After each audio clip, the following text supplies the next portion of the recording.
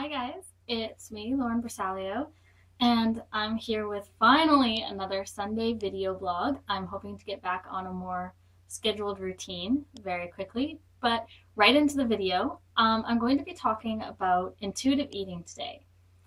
I don't know how many of you have heard of intuitive eating, but what it is it's fairly new, and it's a new approach to food, and what I like to say, a new approach to food and life, that is often prescribed when someone is in recovery for an eating disorder. But on top of that, it's just a great lifestyle. I don't think that you have to be someone in recovery from an eating disorder or someone who has struggled with an eating disorder in order to make use of intuitive eating.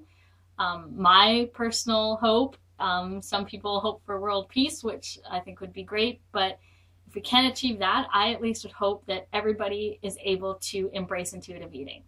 So, first I want to show you the book that I've got. This is Intuitive Eating by Evelyn Tribole and Elyse Resch, and I just finished reading it about a week ago, and it is a must-read.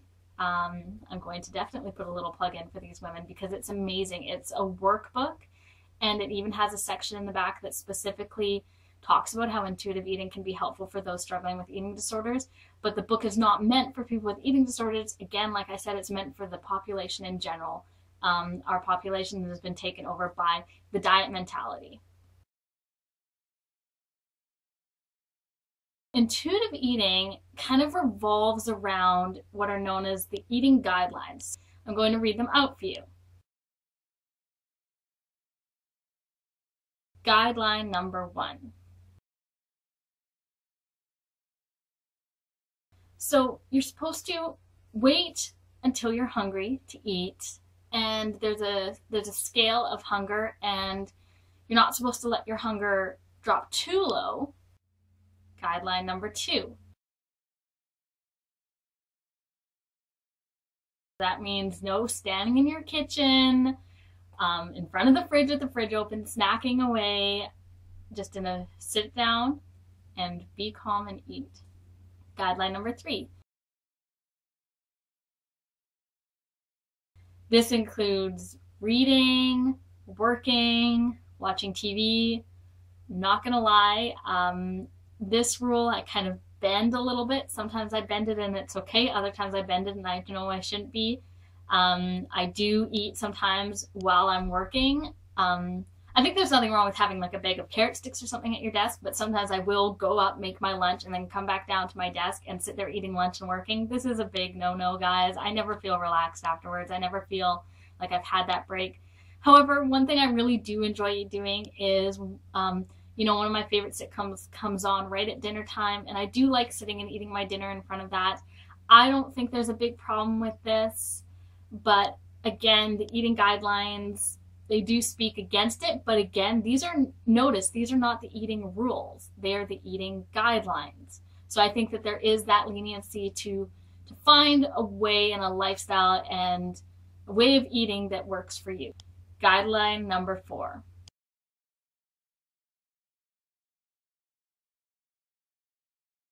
When it comes to eating what you want and not what you think you should want, there's so much out there about bad foods and evil foods, and food is almost made out to be this enemy.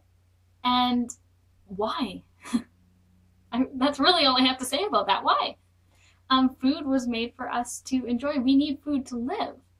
We need food to live. And what makes one, yes, some food is better for you than others, but when you start restricting certain foods, that's when that helps provoke binging. They talk about that a lot in the book. And so it's just about listening to your body, because your body knows what it wants. What I always like to say is your body's only goal is self-preservation. That's its only goal. It's a natural instinct. And like one of my professors said, she said, your body is your ally, it's not your enemy. Your body doesn't want to destroy itself. So yes, in the beginning, you might have funny cravings. Like for me, for the first couple weeks of intuitive eating, all I wanted was Nanaimo bars every meal, every day. There was a few deviations. All of a sudden, I'd also like chicken strips. I ate so many Nanaimo bars and chicken strips in the first couple weeks. And that was just from years of restricting those things. But after about 2 weeks, one time at lunchtime I was hungry and I sat down and I thought about what I wanted, and I wanted broccoli, which is strange because up until then I'd never even felt very highly of broccoli. And so the thing is, what happens over time is your body does crave good things. In the beginning, it might want a lot of what's considered junk food because it's been restricted for so long. Guideline number 5.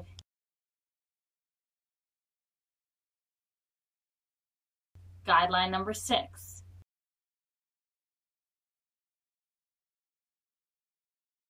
So what they mean by this is, again, going back to those secret kitchen binges or those late night binges. If you're an emotional eater, if you struggle with binge eating, you want to eat as if a bunch of people are watching you. Because if you're like me, I rarely would I binge in like publicly and make it public notice. Also, if you're someone who restricts, again, when I was restricting, I tried to do my best to make sure no one would notice. So again, pretend that people are watching you. And the last guideline, my personal favorite,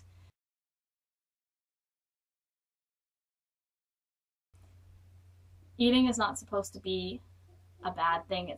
It's not supposed to be evil like a lot of the diet gurus seem to make it out to be. It's supposed to be enjoyable. So enjoy it.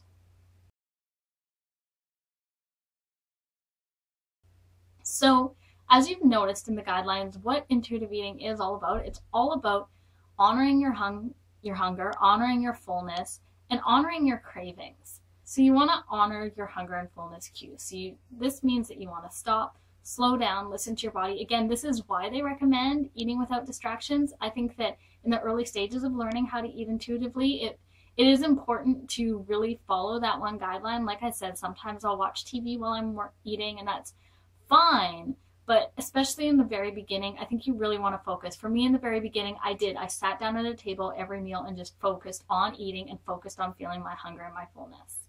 If looking to kids is one of the best ways to learning how to eat, because we're born knowing how to eat. And I've talked about this before, just in knowing that you can, in fact, recover. We're born knowing how to eat.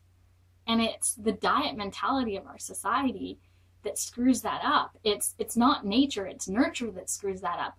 From anything from being punished as a kid by not being given sweets, or being told you don't get dessert. If you finish your meal, you will get dessert. So using food as some sort of reward, or forcing kids to eat past their full level by saying they have to clean up what's on their plate. All of these things that aren't really nature, they're more nurture things. Those are what start breaking down our natural healthy relationship with food. So you just have to trust your body. You have to trust nature with intuitive eating.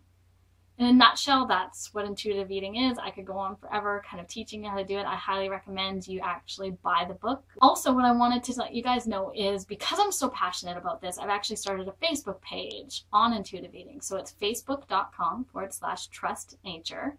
And so what I do with this page is, it's kind of a community. We talk about intuitive eating. You can do question and answers. I post intuitive eating journals quite frequently. I try to keep it to, a couple a week, just on what I'm learning about eating intuitively, or tips and ideas, or books that I've read on it. So if you're interested in that, then join. I would love to be able to connect with you in that way. And if you have any questions about intuitive eating, just let me know. You can email me, or again, write on my Facebook page, or comment below this video. And yeah, I highly encourage you guys, at least give it a try. At least give it a try. Think about it this way. Never have you had so much freedom. You can eat whatever you want. You can eat whenever you want, as long as you're hungry. And you don't have to worry about restricting. You don't have to worry about not having your favorite foods. And you will be healthy, and you will be happy, and there's really nothing to lose. So I will talk to you guys soon.